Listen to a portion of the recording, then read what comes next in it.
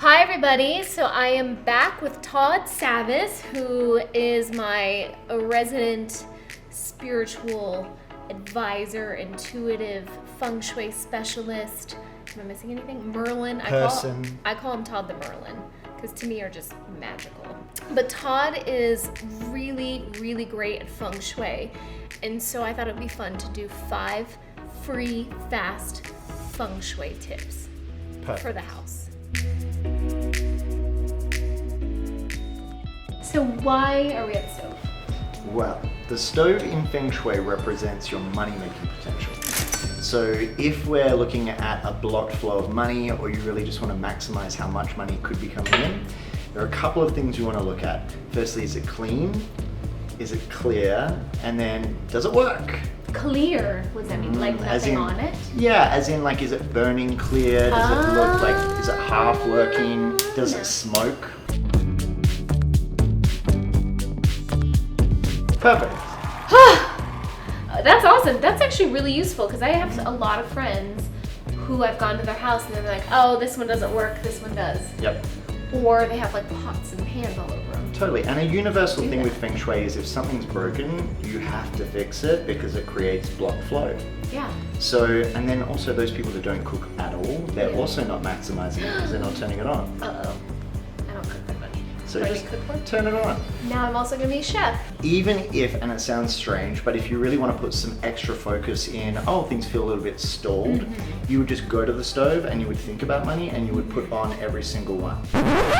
Because you're activating the element of fire. Some serious manifestation magic. That's right. Cut to everyone at home tonight and they're like, okay, I'm thinking of my promotion.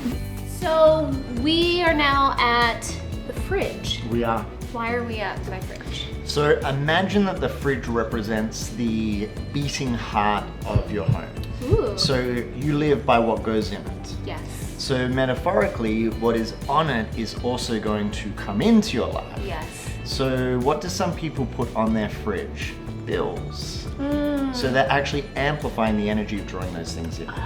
So you don't want to do anything that's like anything you don't want. Negative or anything you don't want. Yep. So here, this is good. We don't have anything negative here. We've got just memories. We've got positive things. We've got creativity. Love, babies. This is for Mother's Day. Abby filled this out. Apparently I only weigh 38 pounds.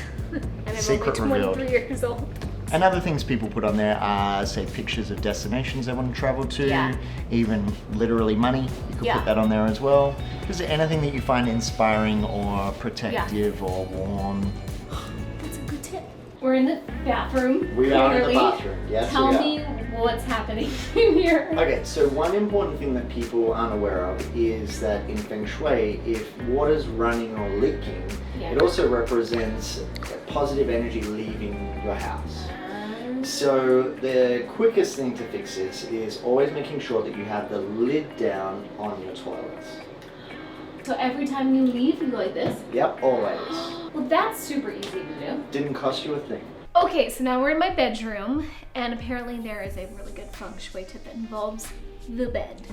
Overall, the bedroom is super important to every aspect of your life, especially personally, but a really quick fix, especially if you're having arguments with people, is to check what you've got underneath your bed. Ooh. Because you know most people throw stuff under there, it ends up like extra storage space. Yes. Sometimes you can't avoid it, but it needs to be tight, clean, organized.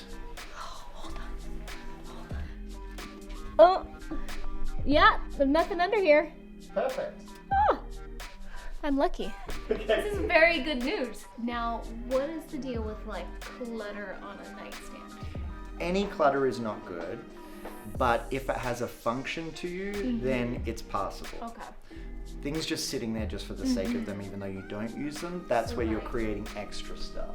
You probably like this. Oh, that's great. But all of those things have crystals. purpose for you. Okay, okay.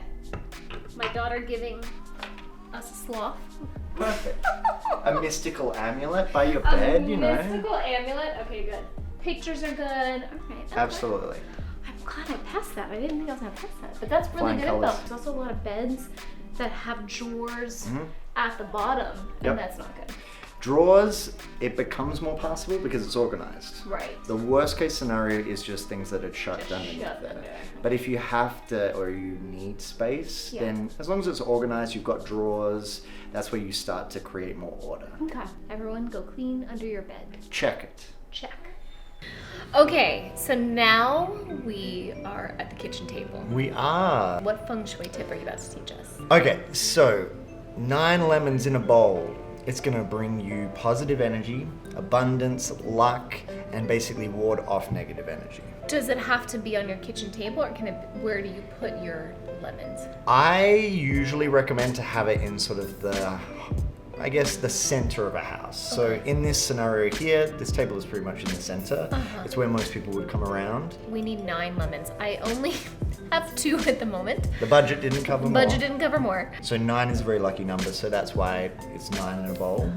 And then lemons specifically, because they're very often used not just in Feng Shui, but to banish negative energy. In symbology, this represents a fruit that's basically going to ward off everything negative and create space for positive things.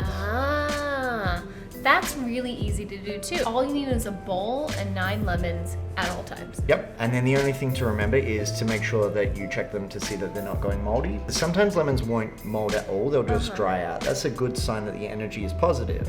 If they mold, then it's sort of like, oh, I should probably sage the space, I should clean things out. It's funny, because I talk about this in the book that I wrote, is that everything is kind of always talking to you at all times. If you kind of get into a relationship with the world in a way of like, not that like everything's a sign, but there's a relationship. Yeah, you would know this, like, okay, funny, these went moldy. That's probably saying something about the vibe. Absolutely. The second that you assign a sign with a particular meaning, you just start seeing it and they start really talking to you. I read this book on numerology when I was 21, and I started seeing numbers and sequences of numbers after I read this book, and I never really would have noticed them before. And then I would see certain numbers like 555 always telling me I'm about to go travel or something's about to change. One time I had a phone call that was 555 5555. Literally the hour before, they were like, you got a job and you're going to Atlanta. That's amazing. Signs are real. Absolutely. You've just got to look, and the more you look, it's showing respect to the sign, and so the signs continue. Yeah. Hope you guys enjoyed those 5 fast, fun feng shui free tips. With friends. With friends. Like and subscribe, comment below, let us know what you thought. And if any of these are useful in your life, we want to know. And if you want to hear more.